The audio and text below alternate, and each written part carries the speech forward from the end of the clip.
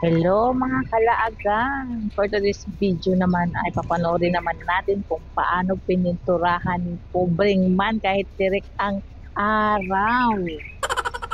So ngayon titignan natin siya. Dahil mainit ang panahon, dahil summer na, so nagbitbit ng payong. Apa talaga naman nga. Sabi nga nila, kung may paraan gagawin mo. Ay, tama ba yun? Ayan po ang aking napakasipag na kabiyak ng ating puso. Ay, charot! Kabiyak ng puso. Um, dahil para makatipid tayo, so kailangan natin ng tayo lang ang gagawa. O ganon. O ganon siya kasipag. Maghanap buhay.